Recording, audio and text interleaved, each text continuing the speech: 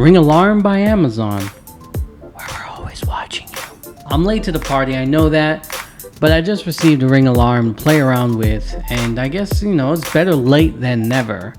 I've been watching these DIY alarm kits for some time, waiting for the market to get saturated so awesome deals would start to pop up. And I happened to snag this 9-piece starter pack for $150 before taxes from Best Buy, which is an awesome deal. And they even threw in a 3rd generation Echo Dot. Now, if you've been with this channel for a while, you may know that I'm a huge fan of the Samsung SmartThings hub. And I originally wanted to build up my sensors collection for SmartThings and use that as an alarm. But the majority of the sensors for it are garbage, and there are no backup safeguards in the event the power goes out. So ultimately, I went with the Ring. Okay, so let's see what's in the box. We have the base here. Take out the base, take out this, and here is the manual with all your decals and so on. Instruction manuals, the good stuff. Remove this and you are greeted with the equipment. You have here the keypad. You have here the range extender. If I can get it out, here we go. Range extender. Here are the contact sensors, 3 of them, and a motion sensor, and the second motion sensor. And then underneath here we have the contact sensor install kits and the motion detector install kits. So this is everything I got with the kit, including the Echo Dot. If you don't get the Echo Dot, then you'll get this stuff here. Alright, so now let's go ahead and set this up. So we are going to download the Ring app, add a device, and we are going to put the base in pairing mode. Now, according to the quick start guide, first step is to download the Ring app and plug in the base. After the base is plugged in, you can launch the Ring app and add a device. Go through the hoops of adding the device and the base should be ready to go. After the base is set up, then you can go around installing the sensors and keypad. After everything is set up, test the sensors, alarm, and arming code, and you're good to go. You can then add all your sensors and the alarm to Alexa, giving you the ability to disarm your alarm, and also pairing your alarm with Alexa's guard mode that monitors smoke and carbon monoxide alarm, glass break, and toggles your lighting to make you seem home. Guard mode is strictly handled by your Alexa device and not Ring. When guard mode is activated, Alexa listens for glass break and smoke alarm sounds. If you have Alexa, check it out. But let's break down this DIY alarm kit into likes and dislikes. Alright, so what do I like? Well, I like how easy it was to install, with the exception of the range extender, which did not want to work out of the box. Had to delete it and re-add it, but eventually got it working. I like how the keypad and base are fairly attractive. I like how everything has a backup battery, including the range extender. I like the added benefit of having cell connectivity provided by AT&T if you choose to utilize it through professional monitoring, that is. I like how affordable it is. I like the ability to add professional monitoring if you want, or just use self-monitoring if you want to do it yourself. I like the Alexa integration. I like the auto arm disarm with compatible smart locks. I like the expandability. I like how responsive the unit is. And I like the guard mode integration. Now, just to briefly touch on everything I liked, the system is attractive. And if you compare it to what I had before, you can see for yourself that it is much better than the old keypad and siren I had. Installation was stupid simple. No need for technical skills. You should be able to install this kit with no issues. And if you do have issues, there is a support line you can call for help. Now, as I mentioned, some things can either run on a battery, can optionally run on a battery, or use the battery as a backup. They really thought of power outages when designing this kit. And they thought about power when designing the keypad. The keypad can give you up to 6 months of battery usage on a single charge. This makes it perfect for installing in an area with no power outlet. The base will run 24 hours on battery, but it's not designed to run off battery like the keypad. It's just a fail-safe in the event the power goes out. Motion and close sensors are also rated for 6 months of use on one CR123A battery. You can monitor the battery status on all devices using the Ring app. I'd installed a base somewhere high and not so easily reachable. I chose to install my base right where the old siren for ADT was. I removed the siren, located the wires running from the siren to the power controller, which was located in my bedroom closet, using a tone generator.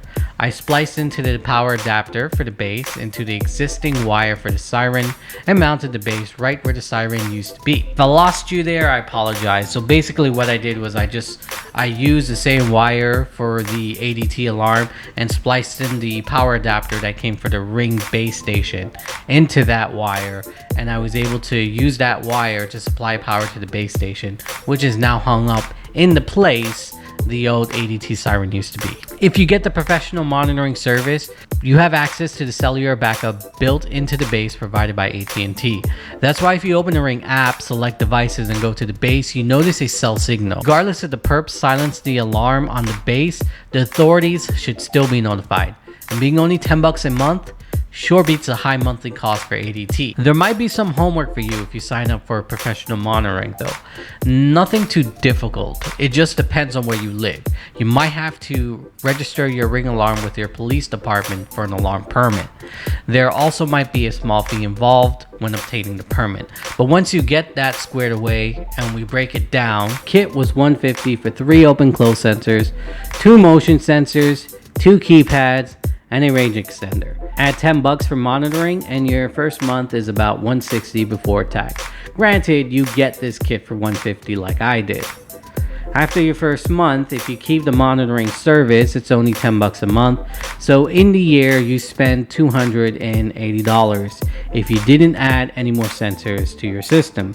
ADT charges about $100 to $200 for installation. Let's say $150, we'll meet in the middle. If you go with their base plan, which is the essential plan, it will cost about $37 a month. So in 1 year, you would have spent $594. Now keep in mind, prices fluctuate, and I got ADT's price chart online. It could be more, it could be less.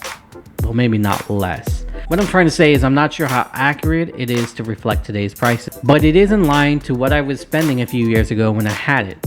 Now with all that disclaimer out the way, dang, 280 versus 594. That's a huge saving.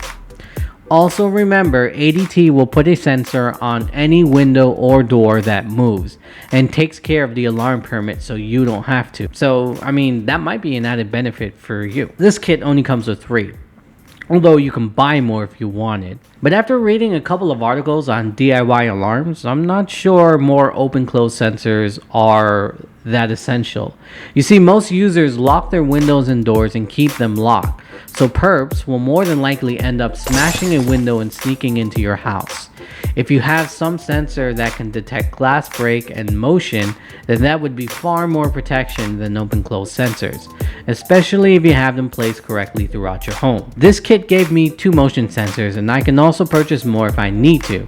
Now, if you have pets, motion sensors are probably not going to work for you, although you can always adjust the sensitivity in the Ring app. But nonetheless, savings are pretty big with the Ring, leaving you with extra cash to expand your system. And the savings get even bigger if you do $100 for the year for monitoring. And because Amazon owns Ring, you can access all of your Ring sensors in the Alexa app, giving you the ability to automate your home apart from securing it. Things like turning indoor lights on when front doors open, etc. You also get the added benefit of having Alexa arm and disarm your alarm while also listening for glass break and turning on and off selected lights in guard mode. How it works is that you will arm your alarm using any of the 3 methods: Alexa, keypad, Ring app, or Alexa app. If you set up guard mode to work with Ring, as long as your Ring alarm arms, guard mode is automatically turned on. In the event Alexa detects a glass break or smoke alarm sound, you get an alert on your phone via the Alexa app. From there, you have 2 options. You can either drop in on the device that detected the sound or forward the alert to the Ring app. If you forward the alert to Ring, you can either dismiss it or trigger the siren and alert your monitoring service. It requires a little work from you, but it's a nice added benefit. Besides, they can always make it better with simple software updates, making the process automatic if they chose to. You can do the same thing with ADT minus the Alexa Guard alert forwarding, but you will still receive alerts and be able to drop in on the device that detected the sound. So seamless interaction between Alexa and Ring is a huge added benefit. And if you go to work leaving your house empty from 8 to 5 Monday to Friday every single day, you can set up a time in the Alexa app to automatically arm your alarm at 8 a.m. and disarm at 5 p.m. Now remember that you can only do it through the Alexa app. There is no support in the Ring app to set up a schedule. So it's not a native Ring feature. It's more like a workaround because Alexa is the one that's arming your alarm at a scheduled time. And also remember, you can only arm your alarm through Alexa, through schedule or telling her to arm it. You can only arm it as away. You can't arm it as home. So there's two modes. You can arm as home. This is when you're sleeping, and you can arm as away. This is when you leave the house. Alexa only arms as away. And automation gets even better if you have a compatible smart lock. You can add your compatible smart lock to the base and have it arm disarm your Ring alarm when you come and go. Arm disarm your Ring alarm. arm disarm your Ring alarm. That was unintentional. Anyway, I did have a compatible lock but opted out because I already have it linked to SmartThings using a custom device handler, giving me a lot of extra features that I would lose if I chose to link it with the Ring instead. And last but not least, the system is responsive. You arm it through the keypad and right away your base announced that it's being armed. Same with disarming. I've even triggered the siren and disarmed the alarm from my phone to see how long it took for the siren to turn off. And I'm happy to say it was almost instant. Alright, so those were the things I liked. Now, what did I not like? I didn't like how loud the siren is. I didn't like how everything is closed loop. It does not work with Wise, SmartThings, Google Assistant, HomeKit, or if this and that. I don't like how I can't set a time for away arm disarm or home arm disarm through the Ring app. I don't like how there's no way to arm while you're home through Alexa. I don't like how the keypad doesn't let you know which sensor is open when arming. I don't like how the base keypad doesn't announce open sensors by name. And I don't like the 1 second delay when alerts are being played through the basic keypad. And just to touch on the things I didn't like, one of the first things I tested out and was a bit disappointed with was the siren. I mean, it's loud, but not that loud. Nowhere near as loud as my ADT siren. Standing 10 feet from the base, I measured the siren maxing out at 92 decibels. That's not very good if you're planning on opting out of the professional monitoring. And don't get me wrong, from the outside of the house, right at my front door, you can faintly hear it, but it's not loud enough to alarm my neighbors from their house. From my neighbor's house, you hear a slight high-pitched chirping noise, and depending on how nosy my neighbors are, they might try and find out where it's coming from, but most will either A, not hear it, or B, hear it, but ignore it because it's so faint. I'm not the only one that feels that the siren is on the low side. There is a solution though. There is an optional dome siren for $30 that will work alongside the Ring siren. The dome siren is certified to work with Ring, so adding it to your system should be simple. And because it's battery powered, you can place it anywhere in your home, drastically raising the decibels of your alarm siren so your whole neighborhood can hear it. But a better option would be to just add the professional monitor. Now, being Z-Wave, you would think that the system would play nice with other hubs and services. Unfortunately, it does not. The only thing it plays nice with is other Ring branded devices like the Ring doorbells. If the alarm goes off, my doorbell will automatically start recording. However, I also have a bunch of Wise camera inside the house. As of right now, the two systems will not talk to one another. There is no way, even through if this and that, to trigger recording on my Wise camera. I'm just gonna have to solely depend on Wise. Thankfully, the Wise camera has an option to start recording once there is sound being detected.